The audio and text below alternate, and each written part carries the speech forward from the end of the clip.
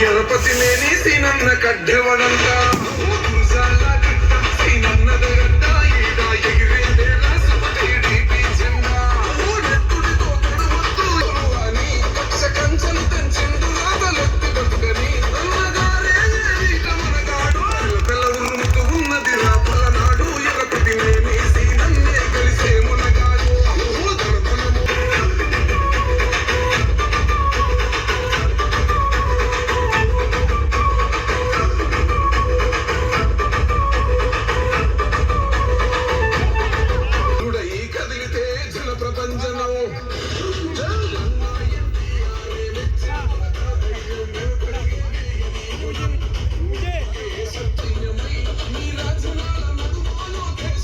మాలేది చేస్తిరి గదరా ముఖాయాతకు నేను అల్లా దర్శనానికి ముస్లిములనే పంపిస్తే సాగే కాళ్ళెదురు చేస్తిరి గదరా నెమ్మనాయుడికి రోజు పంటిన పెడితే పులకచ్చల్లే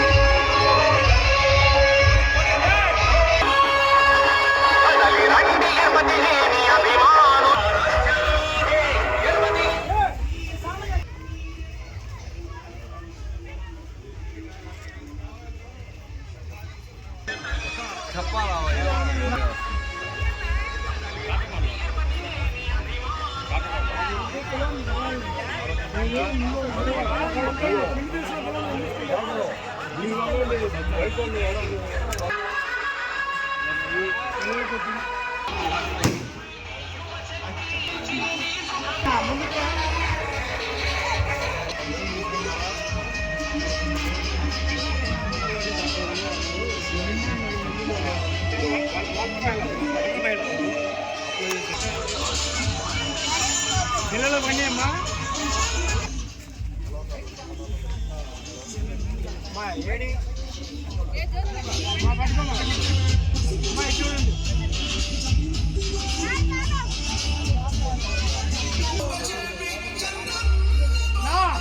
అన్నా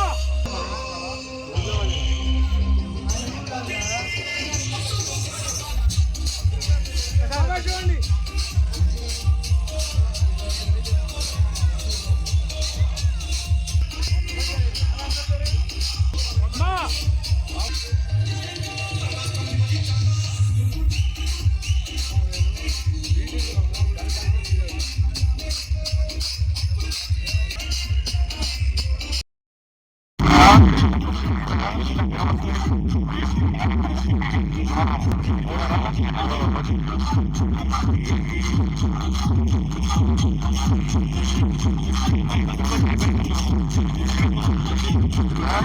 ఓకే, ఎంతమంది మరి పిల్లలు?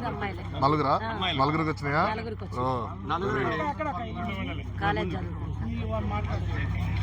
నలుగురికి వేసారా మొన్న తల్లి వందనం? ఓకే,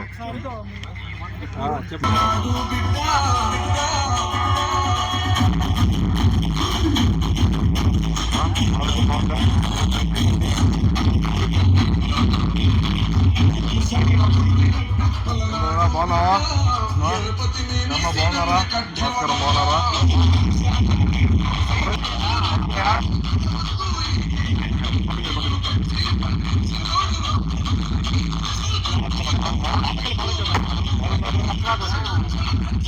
ముందు వేసుకుంటున్నావు మరి?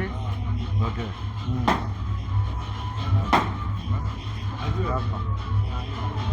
ఓకేనా? అమ్మా నమస్కారం, బాగున్నారా? నమస్కారం అమ్మా. పథకాలు వస్తున్నాయి మీకు? ఇంట్లో ఏమైనా పథకాలు తీసుకున్న వాళ్ళు ఉన్నారా?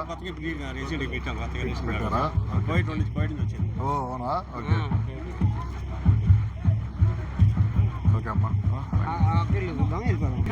నమస్కారం అండి. నమస్కారం అమ్మా, బాగున్నారా? అందరు బాగున్నారా ఇంట్లో? ఓకే, ఓకే, వెళ్ళొస్తానా? ప్రజలందరికీ కూడా నా హృదయపూర్వక నమస్కారాలు.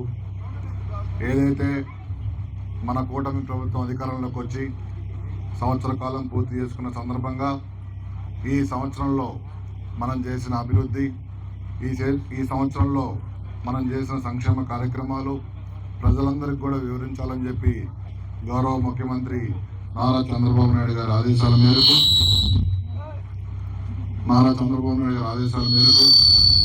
కొంచెం దగ్గర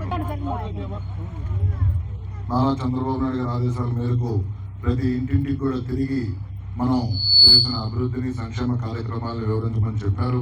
ఎందుకంటే 2014లో కూడా మనం అధికారంలోకి వచ్చినప్పుడు ఈ రాష్ట్రంలో జీతాలు కూడా ఇవ్వలేని పరిస్థితి, రాష్ట్ర ఆర్థిక వ్యవస్థ అగమ్యగోచరంగా ఉన్న పరిస్థితిలో ఈ రాష్ట్రాన్ని ఎంతగానో అభివృద్ధి చేసి ఆ రోజు ప్రతి పల్లెలో కూడా సీసీ రోడ్లు కానీ, ఆ డ్రింకింగ్ వాటర్ కానీ, అదేవిధంగా ఇల్లు కానీ అన్నీ కూడా ఆర్థిక వ్యవస్థ మనకి సాగరించకపోయినా కానీ గౌరవ ముఖ్యమంత్రి చంద్రబాబు నాయుడు గారి కృషితో ఆ రోజు చేశాం.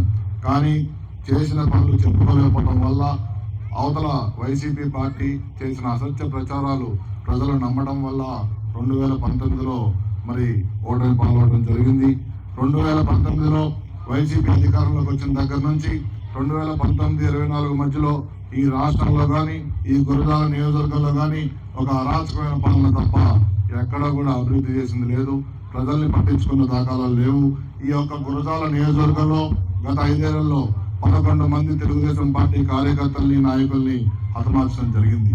ఎక్కడ కూడా ఒక అభివృద్ధి చేయకుండా ప్రజలందరికీ దూరంగా ఉంటూ ఒక అరాచకమైన పాలన చేయడం వల్ల మొన్న జరిగిన ఎన్నికల్లో ప్రజలందరూ కూడా వైసీపీ పార్టీకి బుద్ధి చెప్పి కూటమి పార్టీలకి మద్దతు ఇచ్చి కూటమి ప్రభుత్వాన్ని ఏర్పరిచే విధంగా అందరూ కూడా కృషి చేశారు. అందుకనే ఆ నమ్మకాన్ని వమ్ము చేయకుండా గౌరవ ముఖ్యమంత్రి చంద్రబాబు నాయుడు గారు, అదేవిధంగా ఉప ముఖ్యమంత్రి పవన్ కళ్యాణ్ గారు, మంత్రి నారా లోకేష్ గారు ముగ్గురు కూడా ఈ రాష్ట్రంలో ఏ విధంగా మనం జరిగిన నష్టాన్ని భర్తీ చేయాలి, ఏ విధంగా ఈ రాష్ట్రాన్ని ముందుకు తీసుకువెళ్లాలని చెప్పి నిరంతరం కూడా కృషి చేస్తా ఉన్నారు. ఏదైతే మనం ఎన్నికల ముందు ఇచ్చిన హామీలు ఉన్నాయో వాటన్నిటిని కూడా ఒకదాని తర్వాత ఒకటి మనం నెరవేర్చుకుంటూ వస్తున్నాం. దాంట్లో మీరు చూసుకున్నట్లయితే కనుక తల్లికి వందనం కింద ఎన్నికల ముందు చెప్పాం, ఇంట్లో ఎంతమంది పిల్లలు ఉంటే అంతమందికి కూడా తల్లికి వందనం ఇస్తామని చెప్పాం.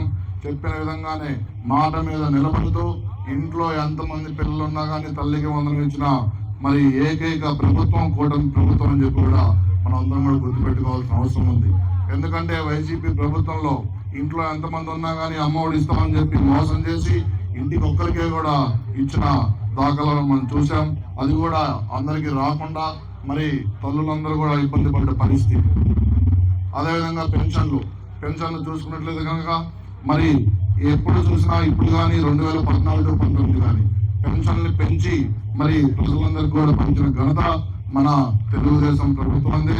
అందుకనే అదేవిధంగా ఇచ్చిన హామీ ప్రకారం పెన్షన్లు కూడా 4,000 పెంచి 1వ తారీఖున ఇంటి దగ్గరికి తెచ్చి ఇవ్వడం కూడా జరుగుతుంది. దీపం పథకం కింద అర్హతగా ప్రతి ఒక్క కుటుంబానికి కూడా ఏడాదికి 3 గ్యాస్ సిలిండర్లు కూడా ఇవ్వాలని చెప్పి నిర్ణయించి దాన్ని కూడా అమలు చేయడం జరిగింది. అదేవిధంగా మహిళలకు ఒక వాగ్దానం చేశాం, మరి మహిళలందరికీ కూడా ఉచిత బస్సు ప్రయాణం కల్పిస్తామని చెప్పాం.